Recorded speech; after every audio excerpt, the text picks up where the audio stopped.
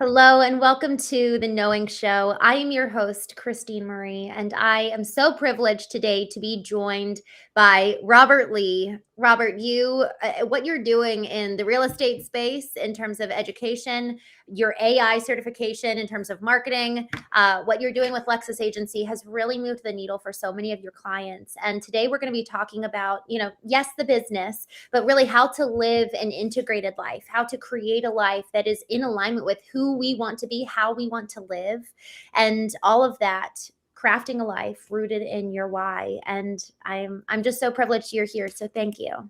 I mean, you're the celebrity here, so I'm privileged to be invited to spend some time with you. So I wouldn't say that, but thank you. I appreciate your encouragement there. Robert, we were introduced by Mark DeGrasse, former president of Digital Marketer, and we've been in similar circles. So in one sense, there's just been so much overlap.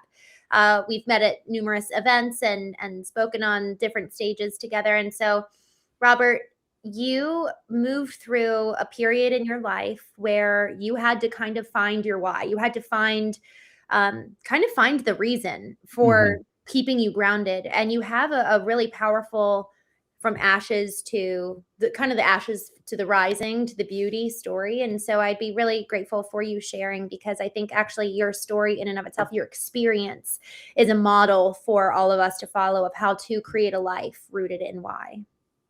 Well, and let's start with how we met first to kind of explain the impact of why focusing on that question, why, is so important. So our mutual colleague, Mark DeGrasse, I reached out to him because I first learned from you through a digital marketer. I was a certified partner, and there was a session that Mark had put on, and you were the presenter talking about your knowing framework. And I remember in the course of that, you sharing not just what the framework is, but how it applied in your life. And you shared a story about your changes in life and your divorce. And at that moment, I was hooked. I was just like, oh my God, this is actually a real thing, because it's working right now. And I continued to just absorb like a sponge as much as I could. When you spoke on stages, when we saw each other or cross paths at those various conferences and whatnot, I just tried to soak it up like a sponge. And I reached out to Mark. It was just like, look, I don't know if you can express my gratitude, but I want to make sure Christine knows that there are people out there in the world, little people, that are having genuine changes or seeing genuine changes as a result of what she's teaching. And then this has blossomed into multiple conversations, and it beyond the conversations, the prayer you said for the both of us before we came on. I mean, that we can be in whatever marketing circles we want to, but when somebody takes time to pray with you and for you, I mean, that's a sign of a real human experience. So, and I want to explain that because going back to my life and how I got to the point where I needed to hear that, in 2018, I bought a direct mail company because I had this goal in life to be the owner of a direct mail firm. Because for the longest time, I viewed myself as this powerful, unconventional political consultant, and I was really good at what I did. And that was the next step, was actually vertically integrating so that I could pay myself to do my own mail and get paid by the people that I was competing against to do their mail too. And like any business acquisition, you go through challenges and struggles, and I wasn't aligned with the people that I bought from in the way that I thought we would be. Yeah. But I had this company, and it was working, and it was surviving. And we get to 2019, and we have our first daughter, and I'm surviving fatherhood while at the same time surviving this mail business. And then we hit COVID literally a month after we found out we were pregnant with our second child, who is a raging psychopath half of the time, just like I was.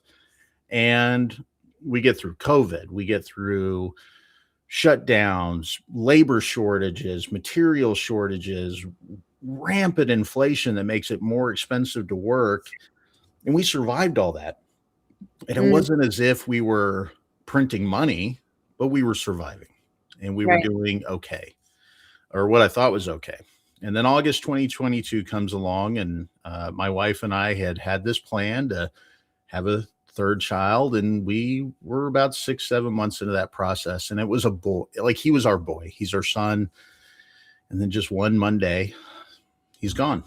No reason, no explanation. There's no medical condition that my wife had that would indicate we were at risk of it.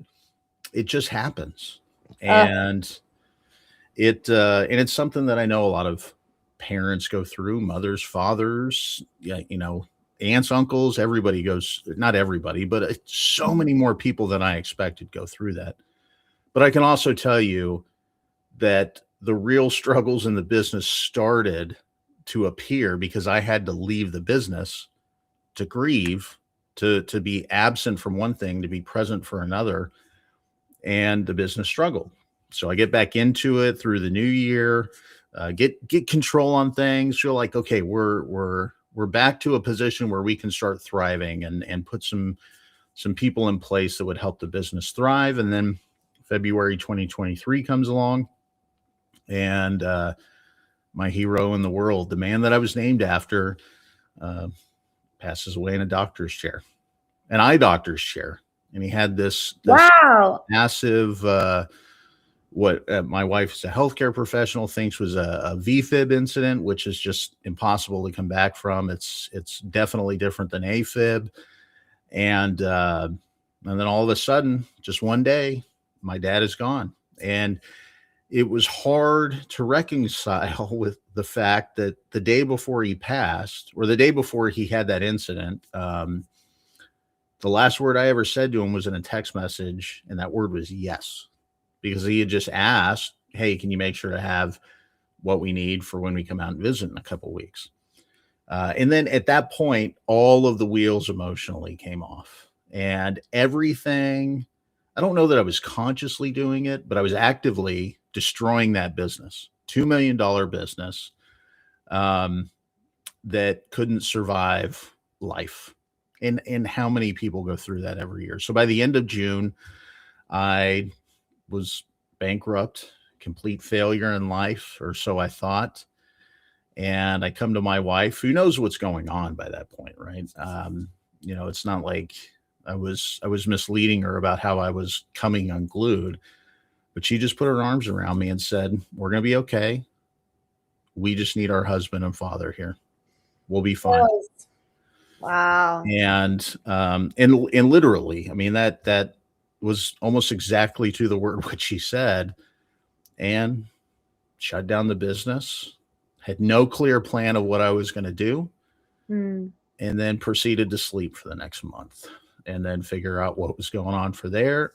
And then that's when I started to recall the knowing framework, and started recalling many of the things that I've learned throughout my time as a consultant and a marketer, and doing direct mail and all those different forms of marketing and sales, and started to realize that I just built something that was not logically consistent because it wasn't built to take into account what I need and who I need to be and the people that I work with. And over the course of now going on 3 years, I've really redirected my life to be consistent and productive and profitable emotionally and financially, so that I can build myself up once again, but build myself up in a way that everybody wins: my family, my friends, myself, my clients, and go from there. Wow. I didn't know a couple of points throughout that story, Robert. Having the sudden deaths are just, it's like impossible to grapple with. It's like, how do you wrap your head around, especially I don't know what the funeral was like for you guys, but when you never see the person, because of if it was a really terrible accident or something like that, you never actually have that moment of saying goodbye, like actually seeing them. Like death is, we're not taught how to do death. We're not taught how to grieve. Correct. And especially, I remember my old man singing, and he was half joking, but half serious about this. that when he passed, it was my responsibility as his oldest son to just make sure everything is taken care of. Right. And that was because he didn't know how to process that either. Mm. Right. So how can you explain to your son, who my dad took very seriously the responsibility of being the leader of the family. Hmm. And he took that very, very responsibly. It was just something he took on his shoulders. See, my parents split when I was 9 years old, and we were raised by my dad because Hmm. from his perspective, it was just expected to be, to be done if it needed to be done. And it Wow. it doesn't necessarily prepare you, though, for, like you said, how to say goodbye. And it's funny you bring that up, because I mentioned that Dylan, our 5-year-old, is my carbon copy as a child.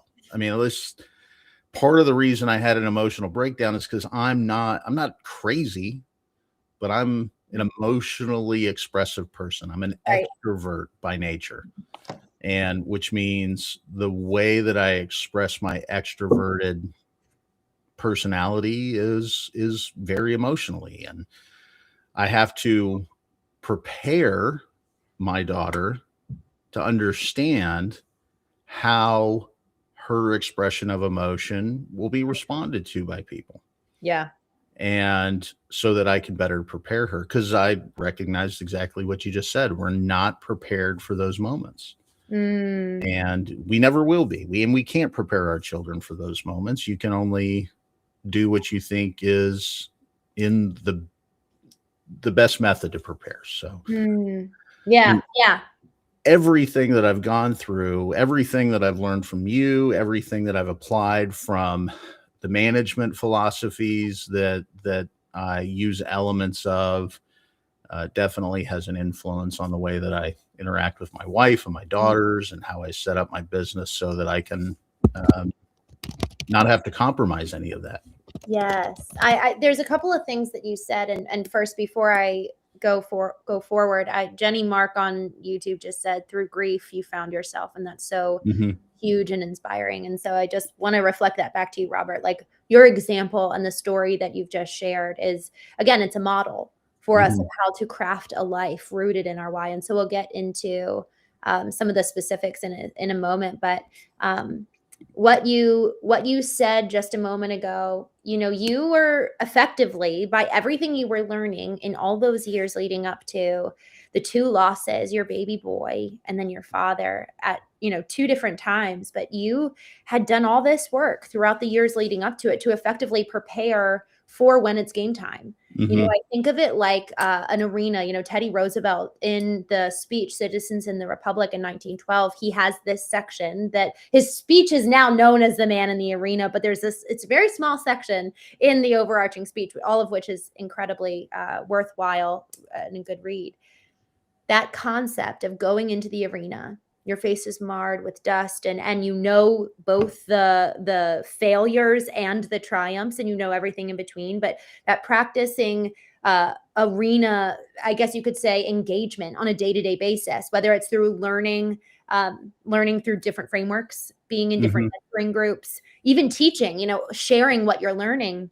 It's solidifying, it's reprogramming our minds so that when game day does come, when we are actually in the ring against an opponent, even if that opponent is ourself, because we're dealing with just like this depth of grief that we've never known, we actually have some tools and we have something to effectively aid us with. Like, we've been working out the muscles, and now it's time to use them. And so when we try to do so when it's in game time, it's almost too late. It's just so much harder to employ these new tactics. So I just really respect the way that you lived leading up to the moment of kind of going into game time through crisis, because it prepared you to then have some resources to draw on. So yeah, please. Yeah, and realize what preparations I had not gone through and had not put myself through. And I mean, it's funny you bring up the example of sports athletes, and you look at NFL quarterbacks and how they are raised as these amazing athletes through Pop Warner all the way up through college, and yet how they will still come to the NFL with throwing motions that are not elite throwing motions. They're just good athletes, and they prepared themselves to leverage that athleticism in an environment where it helped them excel. But it didn't necessarily help them excel at the highest level when they reached it. And that was the example here. Is I had gone through and had these amazing mentors and honestly some really bad mentors that taught me amazing things. And I was really good at what I did, but it didn't prepare me when that moment came that I thought I was preparing for. And I used to think that that was a moment reflecting me as a failure, and it isn't. I failed in that moment, but the real failures as people come when they just say, it's my fault that I'm not good enough. And it's not, right? Clear thinking comes from not placing blame. You recognize what the system was that you operated within and what you have to improve, what that constraint was. And that's ultimately one of the things that I came to realize through all of this, is that it isn't just, I didn't just grow because of grief. Grief made me realize that I needed to grow in ways that I had not taken the time to actually look at. And it's an important thing that I try to keep in mind with what it is that I do now, because I could be a real, pardon my language, I could be a real shitty father and husband if I allowed those emotions to just go off unbridled. And I can tell you that I try to teach Dylan, and this is something she and I repeat together quite often. It is always okay to be angry, but it is not okay to be angry at people. And that is not something I would have said 5 years ago. Can we actually, I want to lean into that just for a moment. I love these conversations when they go in a different direction than I anticipated, because that's when it gets really organic. So I'm excited about this. Before I do, I just want to, your story is really resonating, Robert, with some folks on YouTube. It's almost like giving us permission to share our grief and share our loss, because so much of the time we're doing life completely alone. And I actually think that what your wife did, in terms of just like hugging you and saying, we just want you as a father and husband, like, you don't need to do. You is what we want. And that's something that's like so hard to believe, that you want me as I am without me doing something and performing for you. And then she gave you permission literally to sleep. There's this biblical concept, or actually it's a biblical story of, a man was just he was going through this really hard time in his life. And then it says that he slept and he ate and he slept again. And then he woke up and ate again. And it was like God brought him the food and God brought him the rest. And so there's something just about tending to our physical body when we're in this time of real heavy grief, and lowering or eliminating expectations on performance, on what we do, like just be, and allowing for the tears to flow. But then, to your point, adding on almost like a boundary, like, okay, I'm going to allow for the physical tending that is necessary. I'm going to allow myself to feel the emotions, and I'm not giving myself an excuse to almost like be cruel, because I have seen that. I have seen where people feel so intensely that they use that as the excuse to then treat people however they want.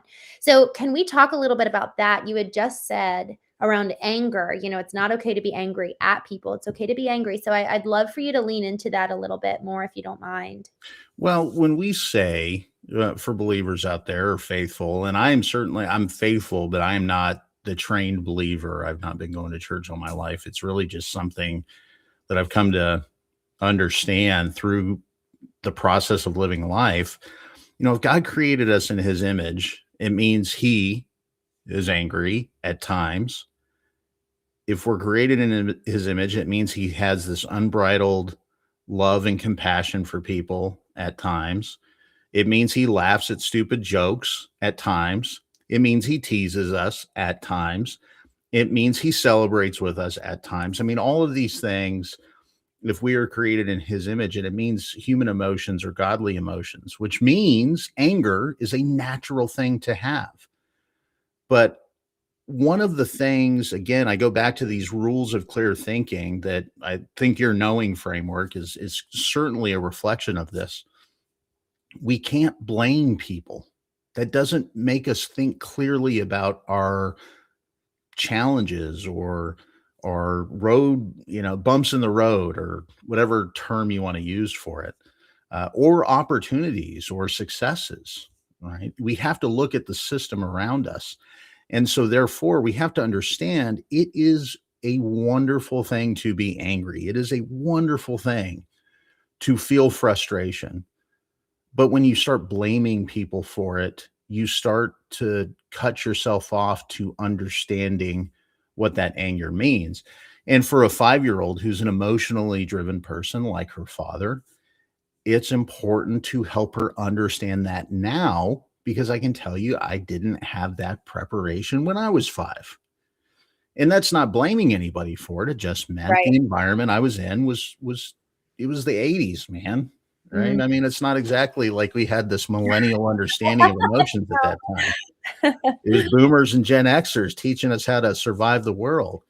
Yeah. But I have that learning that I can give to my daughter Dylan, which means by the time she's 18, 20 years old, going off and making her place in the world under her own terms, she's able to face bigger challenges than I was able to face. And she knows where she can get help for that. Ultimately, that's what it comes down to, because she's going to be an angry person at times. She's going to be a happy person at times. She's going to be a sad person at times. Mm.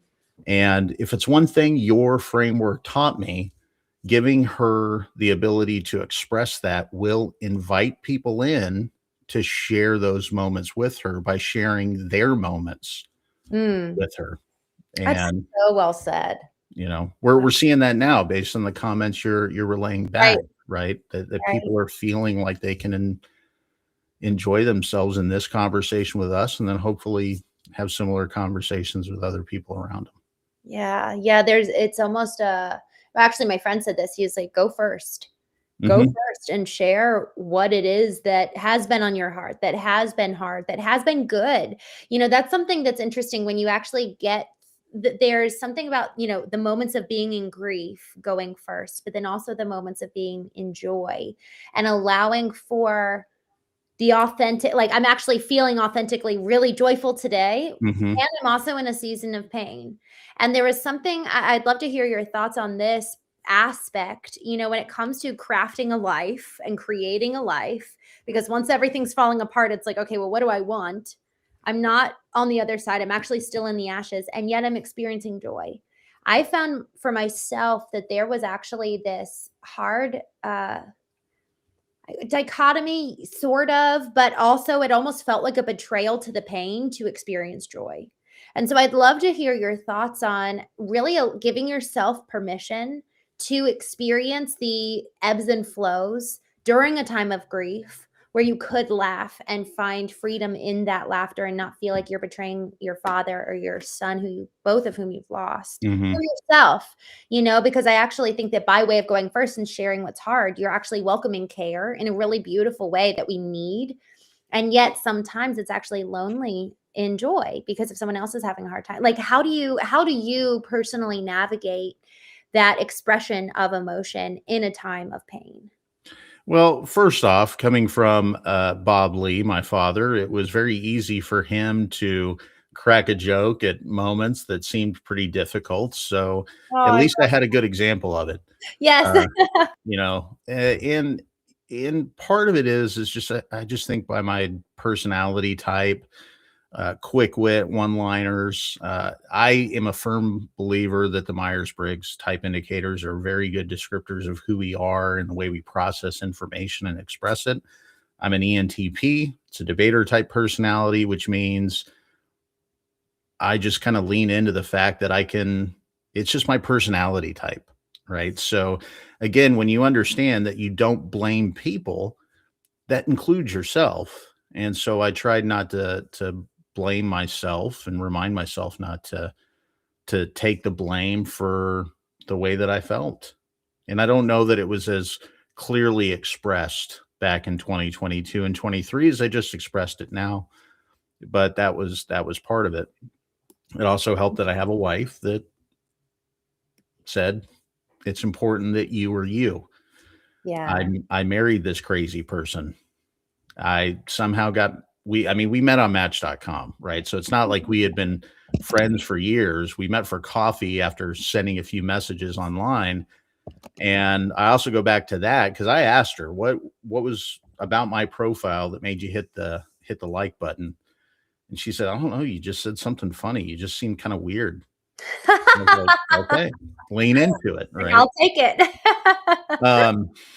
So, part of it is this idea of blame is what prevents us from thinking clearly. Mm.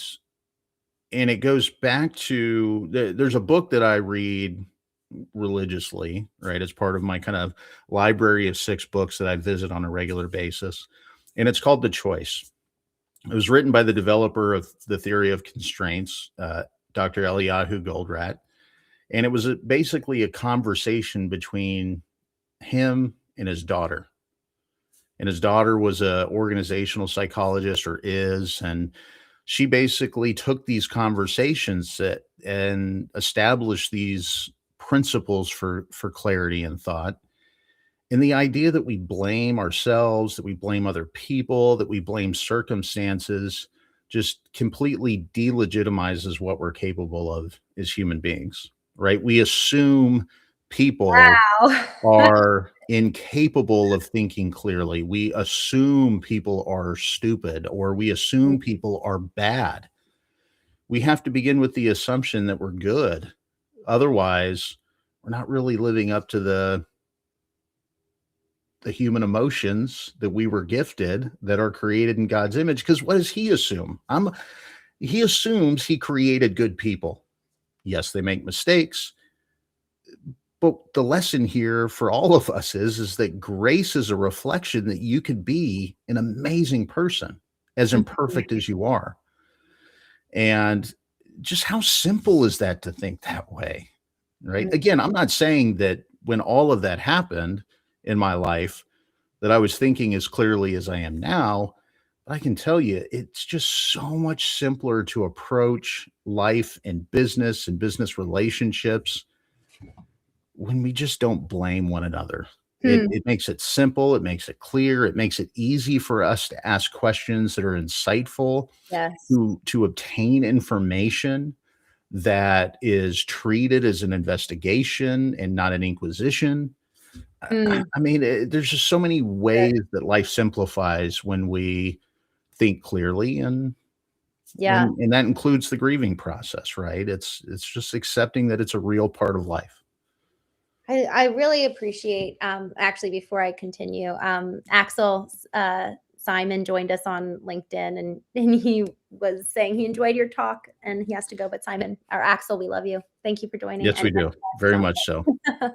um, you mentioned this earlier, and I just want to circle back to it. You mentioned how grief can be a mirror for us. And that is a fundamental narrative and approach to life, that I am actually going to set the dials through which I view the world, and consider now that everything is a mirror to me, about me, and I get to learn and grow and love better as a result. And that does not mean that it's always about us. So there's again, with dichotomy, it's like grief and joy, lessons and taking radical responsibility and letting go. It's the duality of holding two extremes and having the conjunction and connecting them that is a really, really hard balance. It's so much easier for me to be all one way than allowing for the other aspect that really does add balance. It's like 2 balances on a scale. And so I really appreciate that perspective, Robert, because what it does is that we reclaim our power. For so long as we are blaming others, we are actually giving our power away. And we actually are freely affording someone else the power to make us angry, to make us reactive. You know what I mean? And now we all of a sudden have everyone else as the cause for why our life is looking the way it is, rather than Viktor Frankl wrote the book Man's Search for Meaning while he was in Auschwitz, and he was a psychologist back in World War II. And he says between stimulus and response is choice, and so that choice between every single in between, like before we ever make a response, every single time we have choice. And he even said in that same book, you can take away every single human freedom except for choice. That's mine. I get the power to choose how I respond. And recognizing that it's a reclamation of the power which we once gave away through blame. But in so doing, we also stand to bear the responsibility for our choices. And so in one sense, it's like, am I willing to stop blaming and take my power back, but then also take responsibility for the choice that I do make, regardless of the consequences, the good and the bad, and everything in between. And so I really appreciate that it's a reframe. It really is a reframe that in this grief, like Jenny said earlier, you come to find yourself. You really, really do. You come to, if you're willing to look in the mirror and see what grief, anger, and everything else in between has to show us as we examine who we are. Well said. Couldn't say it any better than that. I don't think I said it that well, to be honest with you. So, well, I mean, what you said, frankly, it's so important that we remember the power that we have. I wrote down the book, The Choice, so I'm going to go read that. Good, yeah, please. I'm excited about that. I just wanted to go in a direction, if you're up for it, regarding crafting a life. So on the heels of, you said you slept for like a month. And your wife just gave you so much space too. And I'm sure she took up space as well to grieve as she did, but it was your father who died, so she really was giving you space for that. What next? Like in terms of kind of that first step, was it actually returning to some of those narratives and some of those things you had learned? Was that kind of the first step? Was it journaling? Like, what did you do kind of to get you to the next step of re-engaging? Yeah. So it was really sitting down and understanding what my goal really was. And the simplicity of the reality in the life that we live, and living a good life, comes down to understanding the goal and the requirements that you have to meet that goal. And there's only one goal. And so from a personal perspective, my goal in life is to be a happy present father. And I needed to identify that goal before anything else. See, people tend to overcomplicate their life by saying, I want to do this year, and I want to do that this year, and I have these New Year's resolutions, and then none of them are ever met. Whereas I have a pretty consistent goal, and that is, it doesn't matter the day that it exists, it doesn't matter the month, the year, whatever. Being a happy present father is the goal of my life. And then once I identified that goal, then I was able to identify the two requirements that I have to meet that goal. Because I can go out there and do a ton of stuff to be happy and present. But that meant I had to be home with my wife and girls as much as I humanly can. I have to be home, not on the phone, not ask me a question. I have to be home. I have to be present. But it also meant that I had to be in an environment where I could express my personality. And that meant, as an extrovert, being with people where I could talk and converse and debate and, not argue, not blame, anything like that. But I just had to be out doing what I do because it's just what makes me happy. And once I identified those requirements in that goal, I started to then say, well, what is that? What do I assume that means I have to do? Yeah. Well, to be a happy present, or to be a present father, that means I have to be nowhere else but home. And to be an outgoing, extroverted person that talks with other people like this, or in person at conferences like we talked about before, that means I have to not be home. And so for me, it became pretty simple. I can't meet that goal without those two requirements being met. So I have to figure out how to be home as much as I can and be present in other places at the same time. So then my business decisions, my life decisions actually became pretty easy because that knocked out about 90% of the stuff that I could potentially do. Wow. And then I focused on choosing the best of that 10% to rebuild my business and rebuild my life and rebuild my focus. And it Mm, became very simple at that point. And then that's where I created my 90-minute marketing department and partnered with people in the real estate industry to travel to conferences and teach and still be here I love to be that. the most happy present father possible. And it doesn't get more complicated than that. I mean, it's pretty simple, right? Doesn't Yeah, meet those 3 requirements and help me meet my goal. I don't do it. Pure and right. simple. So I'm actually pulling up your Facebook right now because this morning I was checking out your profile in preparation for our chat. And Robert, you have something here that I love. I hope that this is you. Here you go. You say on your banner, we have only so many minutes in a day and so many days in a lifetime. So build a business that gives you the most time possible with what you love the most. I love that. Thank you. I really do. When I turned 30, I wrote my eulogy. And that was a big mirror moment of who do I want to be? How do I want to live? And then the question is, okay, well, then how am I going to get there? And am I living today on track to be that person, to do those things, to have that impact? And then wherever there's misalignment, I either need to change my belief, what I'm saying I want, or change my behavior, how I'm living in the present. So something is unreconciled, and to bring it into reconciliation, to bring it into alignment, something has to give. And then the question is, I think it's actually starting with, how do I want to show up? But at the end of the day, it's like, what do I want? Who do I feel called to be? Who do I want to be? Asking that question of what we want, it's actually a really exciting thing to consider, because in so many ways we do get what we want, whether we are conscious about it or not. And so, there's something around the self-fulfilling prophecy of what you speak out and the power of your word. And what are we actually speaking out about ourselves and about our life? I took my eulogy and I turned it into first person present tense. And I read that every day for a year, like I am, and then continued out with who I wanted to be, but really kind of training my mind that this is who Christine Marie is going to function as. So I'm curious your thoughts on that. Well, it as I hear you say that, it explains to me why I was so attracted to the knowing framework from the first time Mm, I heard it, because it is a logically consistent framework. And what you've essentially explained is that you take a very scientific approach to the way that you analyze, which seems like it's not emotion, but I'll touch on that here in a second. But it's a very scientific approach. And one of the other principles of clear thinking is that there is no such thing as conflict or compromise.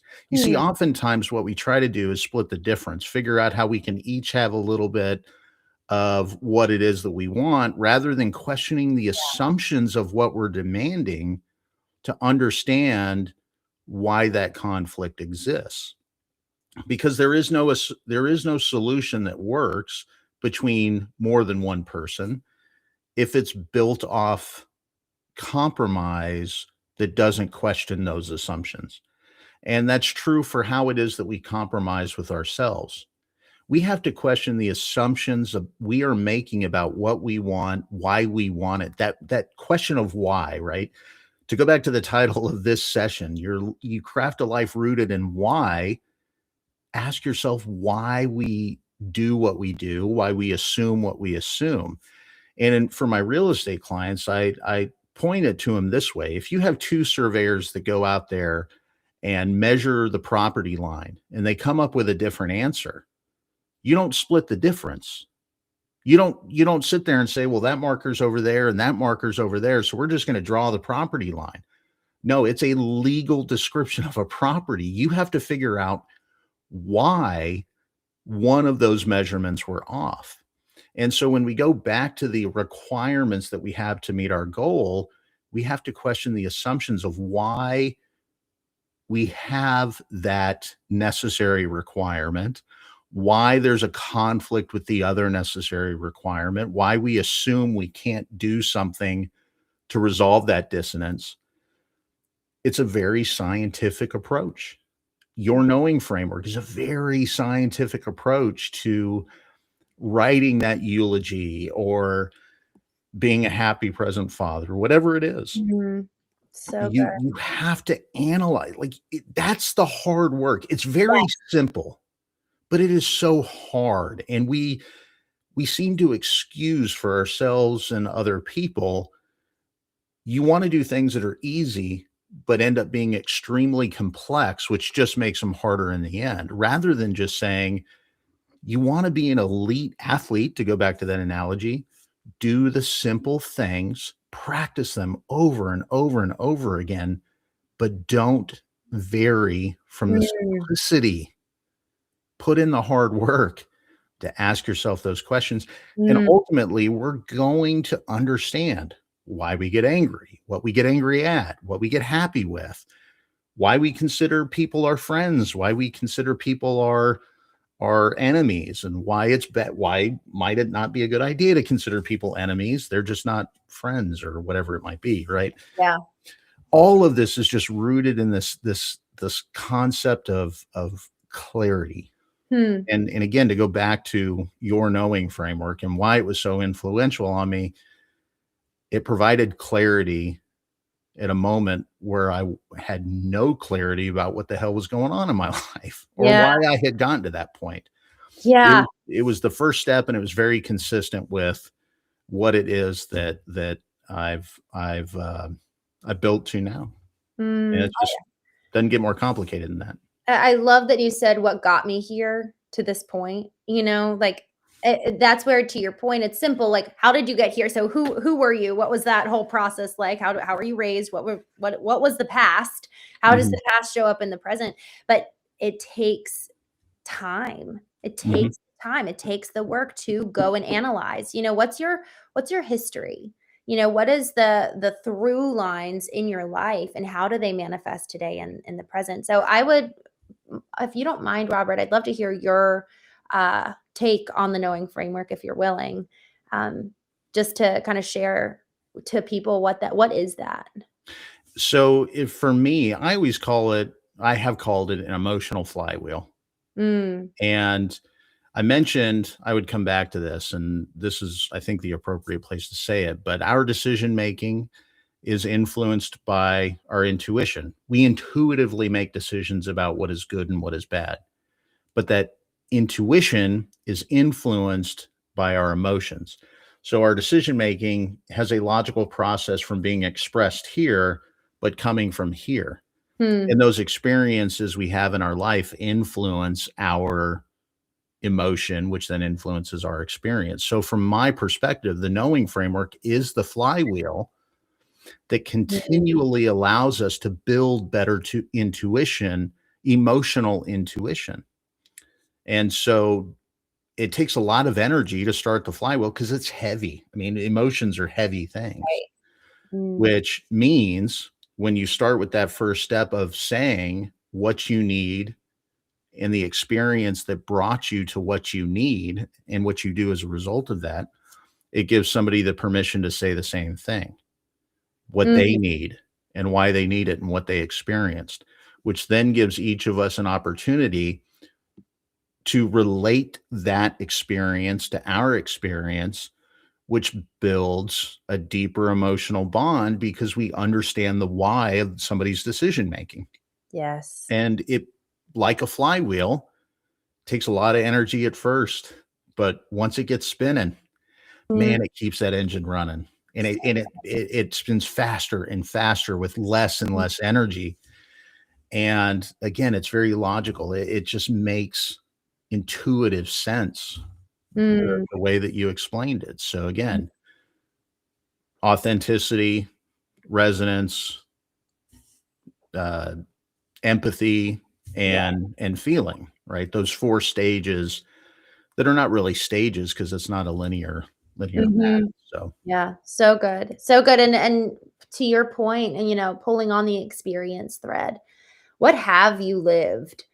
Folks are I've said this for 2026, my prediction is that experience is going to be of greater value than ever before because people want to do business with people. They want to engage in life, where I was just chatting with Ryan Stewman, who, big lender, investor, author. And he was sharing so much of what he said. The podcast will be released in a week or so, but almost everything he said was rooted in experience, just telling stories. And, all of us are captivated by stories, and our life is a story that we get to create if we so choose. And if we are awake, the definition of emotional intelligence is to be aware, understand, and then express one's emotions, and then to engage in interpersonal relationships judiciously and with empathy. But we cannot do the latter well until we have taken full responsibility for ourselves. And after personal responsibility, we can engage with others. And so much of that first part is in the awareness and the understanding is what has happened, what has been my experience. And then the more we understand our own experience, the more we can come from an authentic place and then engage with others with empathy. Otherwise, empathy quickly becomes codependence if it's not rooted in authenticity. And 100%. vice versa, authenticity can quickly become narcissism if it's not resulting in empathy. And so, even to this whole point of experience, I've had so many people here in the chat being like, is this AI? Was this scheduled? Is this live? Which we are. Hello, everybody. But everyone, we're all wanting, I want to know, is this real? Am I engaging with a real person? Or is this, and it's funny because when it's not rooted in experience, it does lessen the trust factor. And thus it lessens connection. And man, are we hungry for connection more than ever before. So how you're raising your daughter, Robert, to understand her emotions, to be emotionally intelligent. It's really so critical. She's got up until 7, I think Jesuits say, like, give me a kid until they're 7 and then he's set for the rest of his life on what he's going to believe. That's so true, in so many ways. So many of us, our years 0 to 7 are so incredibly formative. So if we don't take the time to analyze what happened during those years, we live life with someone else's inherited lens, with someone else's inherited narratives around and about the world. So the way that you're teaching your daughter to engage with her emotions, to know what's happening for herself, and to live consciously at 5, how cool is that? And I'd love to hear, as we kind of wrap this up, the emotions are not supposed to be the ones at the helm. And you said this, your thoughts, it's about bringing the right and left hemisphere of the brain to work in concert together. So how do you then encourage her? She does have big emotions. What happens next after she gives herself permission to feel them? Basically, go feel them. And then when you can communicate with us, then come back and we'll talk about it.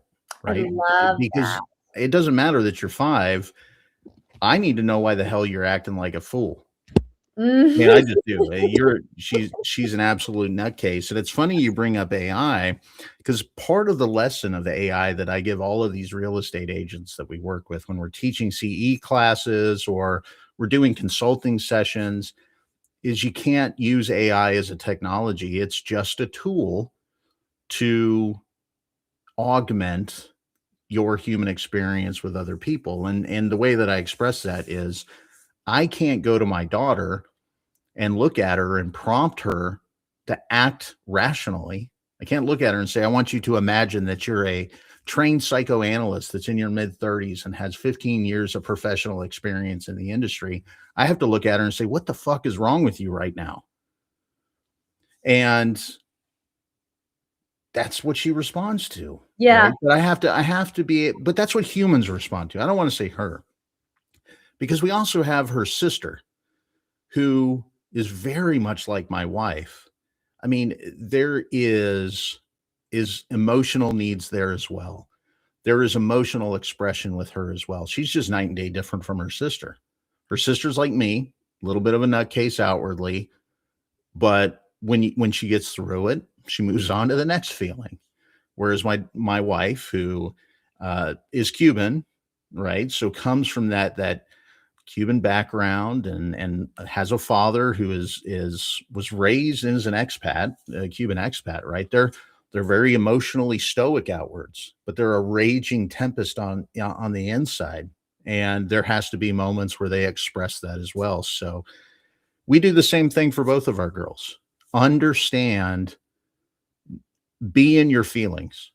And when you're ready to communicate those feelings back so we can understand why you have those feelings, then you can talk to us. But screaming at us is just being angry at us. And I'm not gonna get screamed at by a 5-year-old all the time or a Some 7-year-old all the time. right. Right. Some of the times I would like to, not be screamed at, but I will say this about both my girls too. And this matches my wife and I think matches me, right? All four of us are pretty consistent with this. Um, we express our affection for each other in very different ways, but it is consistent. It is I love repeated. Um, my younger daughter, Dylan, will run in the house and just give me a hug that she doesn't let go from. that. Whereas my elder daughter, Blake, will just randomly, out of nowhere, say, "You're the best dad I've ever had." Right? Which is kind of funny in and of itself. Oh. But she will just randomly say, "I love you, Dad. You're the best." And then go off and do what she does, which is very, very much like my wife. I mean, she will do things like that very, very randomly, but very, very purposefully. Yeah.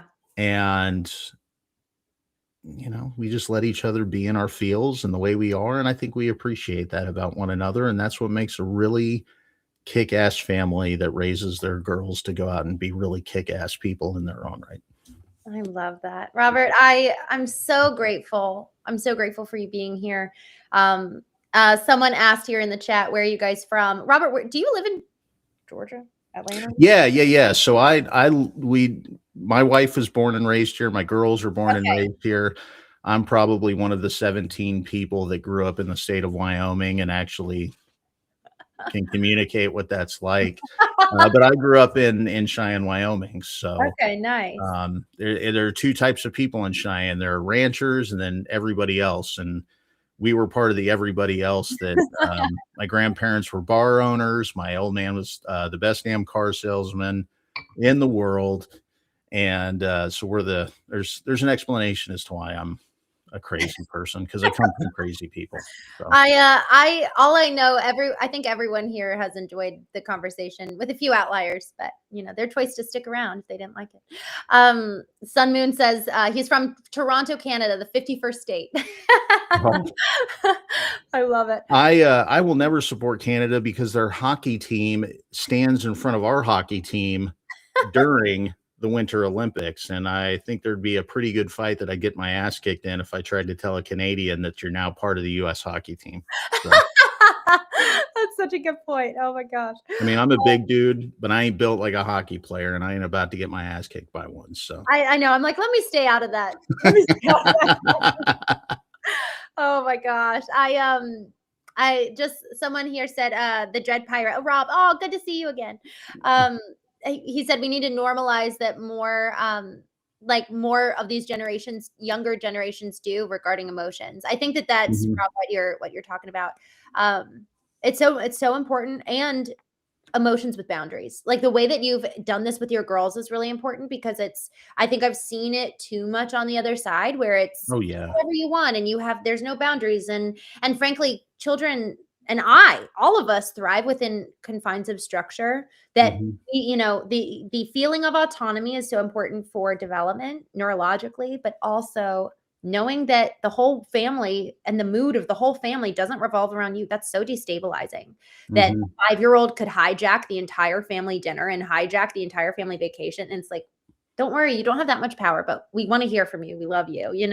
Again, the power of my therapist told me that probably 3 years ago. And that was one of the most important little lessons I could learn, is the conjunction and to allow for two very opposing extremes to coexist, allowing for the duality there. So thank you so much, Robert. I'm so grateful for you. How can people learn more about you, work with you? Yeah. So my link tree is rob.lesix.com. That's rob.lesix.com. Connect me to me on my various social channels, and you can connect with my company, the Lesix Agency. That's where we actually help people figure out how to make more money in less time using clear thinking and clear expression of emotion in their business so that they can go out there and help people and get paid pretty damn well for it. So, especially if you're in the real estate industry, we, like anybody else, as a consultant, work with anybody, but rob.lesix.com. That's where you can find me. And if you want funny Disney stories, that's the personal social profiles. And you can see how that miserable place that I experienced so much misery being at is actually the happiest place on earth, because my wife and girls love it so much. And, but that's life, right? Like, how do you coexist between a place that you hate and people that you love? You recognize the people that you love. Make it a wonderful place to be. Wonderful. I just dropped the link to your Facebook here. I'm going to do the same for, you said rob.lee, L-E-E, and S-I-X? No, lesix.com. That's what I did wrong. rob.lexus.com. Okay, good. Y'all, I'm going to drop both of these in here. Thank you so much, Robert. So grateful for you. Y'all, thank you so much for joining. I'll be live again tonight at 8:30 p.m. Eastern.